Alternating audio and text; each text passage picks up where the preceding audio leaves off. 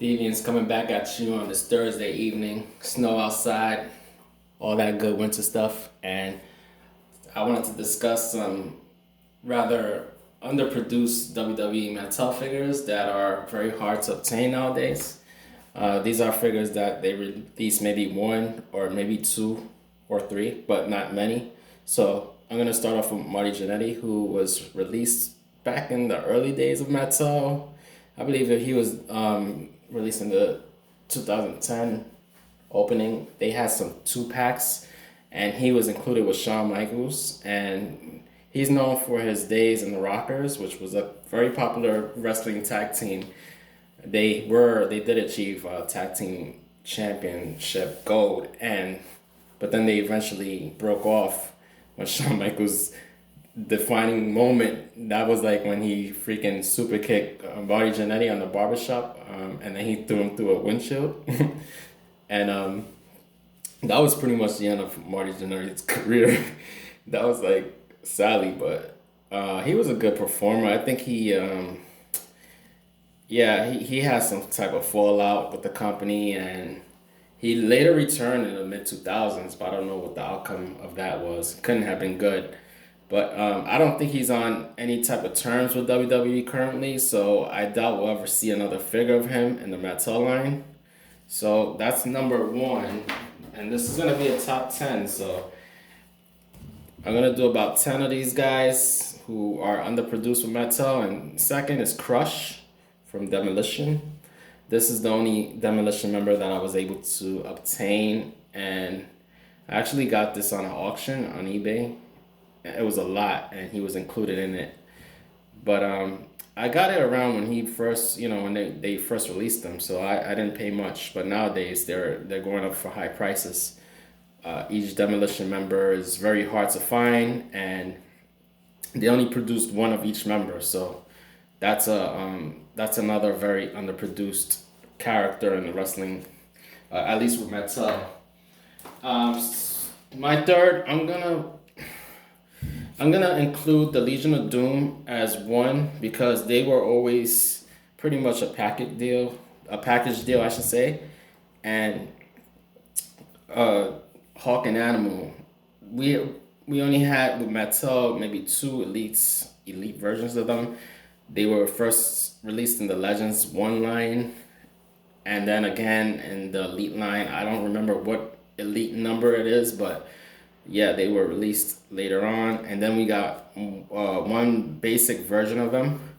So in total, Mattel did three different versions of the Legion of Doom, Road Warriors, Hawk and Animal. So luckily, I was able to get both the Battle Pack and the Elite, but I have only Hawk.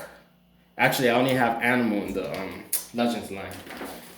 My third pick for very underproduced Mattel figures would be Shelton Benjamin. I'm aware now that Shelton has an Elite um, that was released, and I don't have it. But as far as Shelton Benjamin goes, we only have this version of him, and then we have an Elite version of the gold standard version, and then the current version of Shelton Benjamin. But we don't have a ruthless aggression version of Shelton Benjamin, which is something that I want to pick up. Also, I want to get the other ones as well, but I haven't been able to. So, you guys let me know if you got those. All right, so this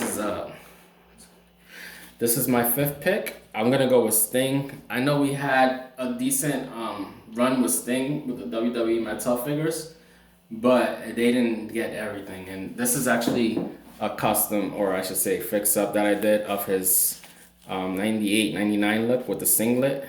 And we never got this released with the Elite line, so luckily I was able to have the parts to make this.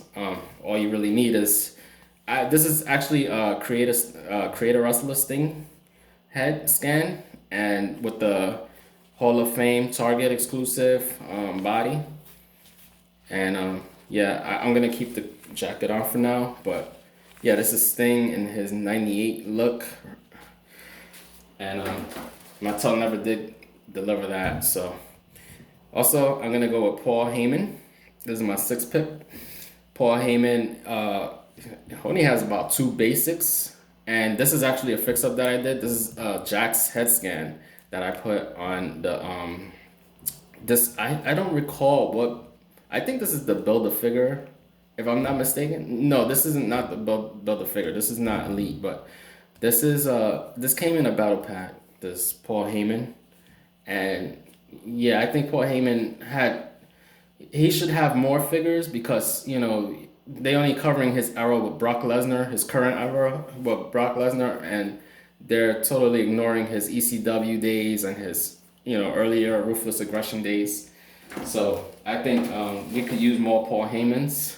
Carlito is gonna be my seventh pick, and for good reason. Carlito, he was very prominent on the roster when the Mattel line started, and they basically just gave us one or two basics of him when he should have had an elite line, elite released early on. But Mattel seemed to have dropped the ball with that, so I'm gonna include him in this list.